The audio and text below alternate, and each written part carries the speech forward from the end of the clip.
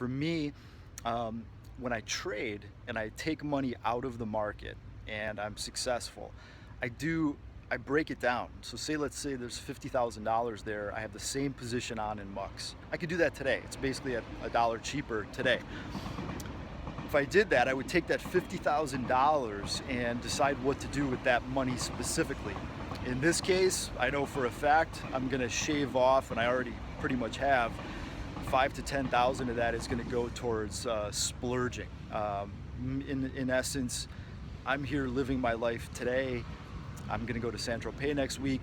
There's choices on how to get there. The most economic way is the ferry, which is very cheap. I think it's like 30 euros or something. Or you can take a helicopter, and it's 1,000 euros. And so I'll take a helicopter. It's going to be a cool experience, and it comes out of my profit, market fund, trading profits, if you will.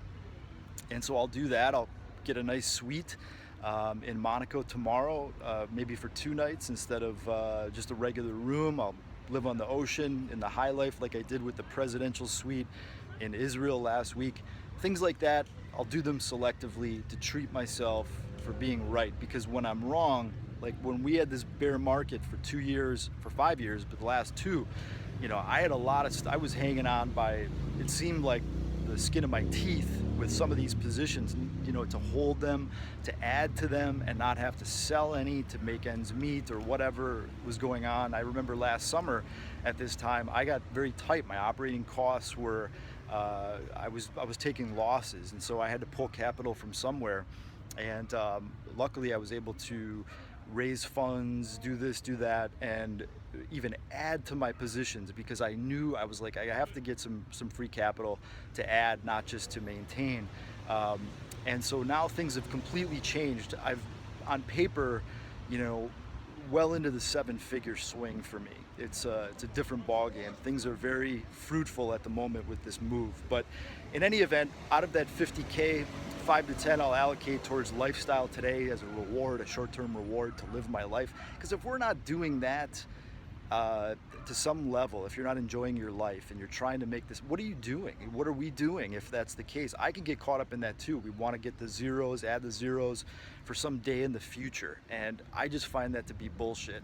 We'll work until we're this age and then we'll enjoy life. Then we'll retire. That's a false reality. That's a fallacy, because if you're not enjoying life today, you're not going to enjoy it tomorrow. You're not going to know what to do with yourself.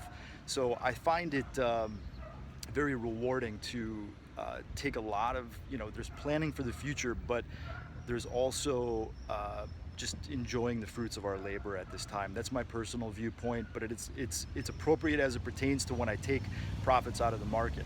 The rest of it, I'm going to end up allocating a lot of that to the miners that I either have lower positions in, that are down the most, that haven't moved yet.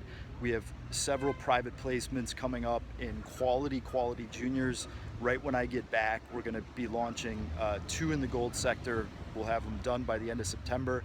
I'll be increasing investments in those from the McEwen mining more than I normally would do, because we get the warrants, we get the discount, and these are quality little deals that have not moved yet. The key now is to buy the best of breed on pullbacks if you're under allocated in the sector, and to bolster positions in companies that have not moved as much because they're just under the radar. We're seeing this with some of the juniors. When there's a spotlight put on them, they rocket because they're undervalued still, but they're getting harder and harder to find with proven assets, with cash, with just good stories, good capital structures. But that's what I do. That's what I do all day. Is I find those deals. I have them on the radar. A lot of them go to the premium subscribers. I'll bring them out to free subscribers from time to time. But I'll be allocating a lot to that. And there's some third-party things I might put it towards. This Mediatrix Capital, which has had awesome returns this year for us. We'll more than double our money there. It's a managed account program. You can find information on it on issuer.direct. If you click the funds tab, versus the companies tab on the home page. You can watch that video, it's extraordinary. I'll probably put some more money into Mediatrix with that. And I've got other situations like the mucks that I've done this with in my portfolio. And so that's gonna add up to a decent amount of money to put in different areas. And what I find is, it's getting a little noisy here. I think I'm by a train. What I find is that,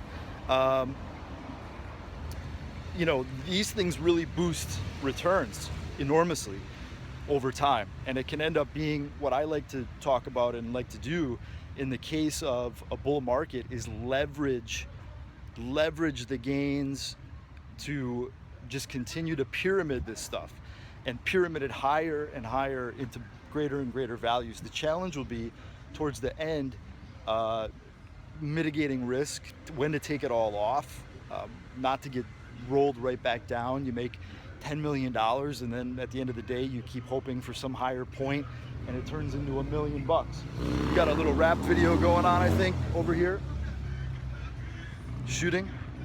So forgive me if you hear that. I'm gonna wrap this up in a second.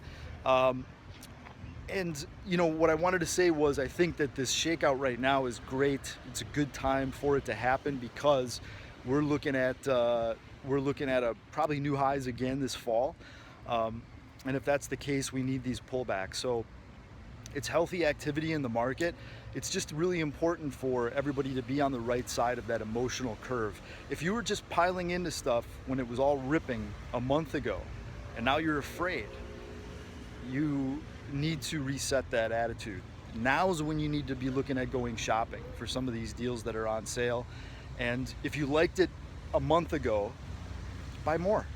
You know, here's the key. Here's the most important thing I can say is that we are still very early on in this cycle. And that's the most important thing. If the gold stocks and gold were gonna have a big blip and then it was over, then this is dangerous time to be buying. We're far from that, far from that. And I'm gonna talk more about my ultimate targets in the market, which is a lot higher for gold and silver. The other thing I will say is that a big part of the capital that I free up from the McGew and I forgot will go into physical gold and silver via BitGold. I've talked about BitGold, and there's a link on the blog where you can open an account. It's basically movable gold, digital gold, low markups to buy and sell. I'm going to be sending a wire right when I get back for BitGold. I hope gold stays down for that.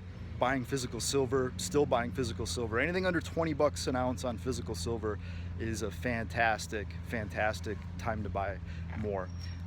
So stick with it. Buy the stuff that's down. Get used to buying things when there's no zest in your attitude about it. You know, when you're thinking what's going on is when you need to, those are when you're gonna make the best buys. That's just the way that it's been for me for years. And if you have a strategy where you go into a position, think about what's your end game here. Are you going into it for a trade? Are you going into it really huge? I went into mucks bigger than I knew was appropriate because I also knew that I would take a third of it. A third of it was fungible. A third of it could be sold at any time and I could reduce the position. It was a part of my allocation. It's also the case with other companies I have. Some I have room to build, some I have room to sell because I have so much of it. And I bought more than I thought I was because it got cheap and I had the capital at the right time. So if you have the capital and you had a position you liked a month ago, my advice to you is over the coming weeks to be adding positions, and don't have an all or nothing attitude. That's the biggest mistake I see from people all the time, which is, well, you know, I'm either gonna go all in or I'm all out. That's not how you need to work these junior positions especially, but even the bigger ones.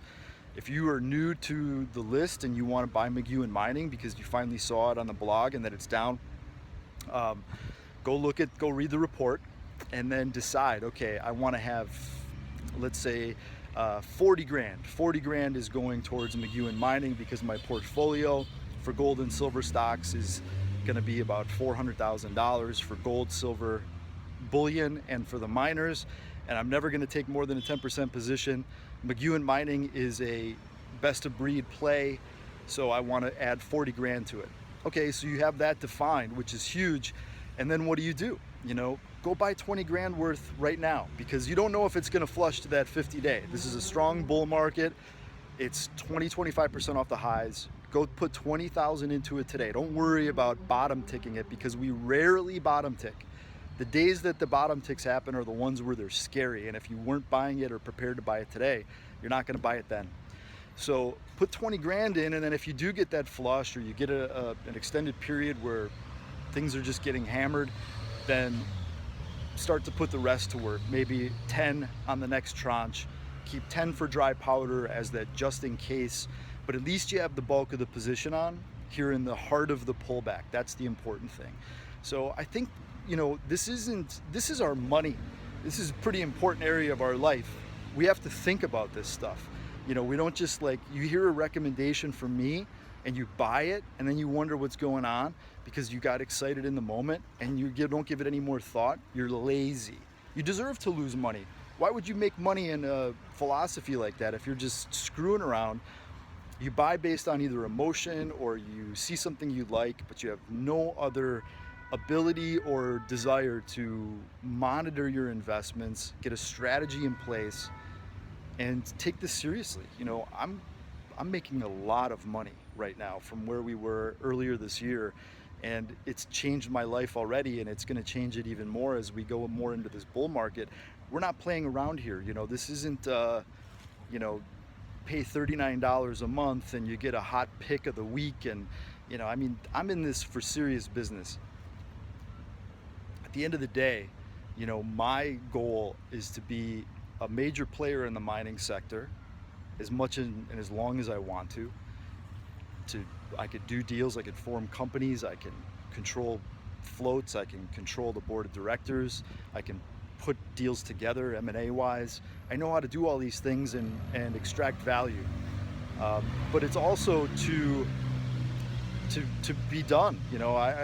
To have enough money to just continue to focus on actually giving it away versus trying to save it and make it. So that's it for today. Random thoughts, 20 minutes worth of content right from the Croisette here in the south of France in Cannes, and hope you had a few tidbits that were worthwhile. So that's it for today. Thanks.